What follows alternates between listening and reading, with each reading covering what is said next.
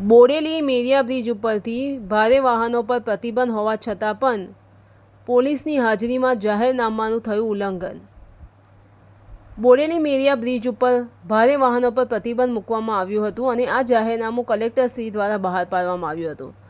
કલેક્ટરશ્રી દ્વારા આ જાહેરનામું બહાર પાડવાનું કારણ એ હતું કે મેરિયા બ્રિજની હાલત ખૂબ જ કફોડી હતી અને ગંભીરા બ્રિજની જેવી હાલત થઈ તેવી મેરિયા બ્રિજની હાલત ન થાય તેને કારણે આ જાહેરનામું બહાર પાડીને કલેક્ટરશ્રી દ્વારા ભારે વાહનોની અવરજવર પર પ્રતિબંધ મૂકવામાં આવ્યું હતું।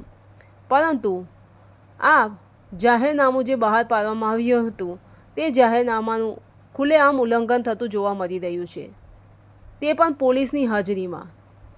આ બ્રિજ ઉપર બોડેલીથી જબુ ગામની વચ્ચે 2 પોલીસ પોઈન્ટ છે, છતાં પણ ત્યાંથી રેતી ભરેલા મોટા હાઈવા પસાર થઈ રહ્યા છે। જો આ દરમિયાન ગંભીરા બ્રિજ જેવા હાલ થાય તો તેની માટે જવાબદાર કોણ? ધન્યવાદ।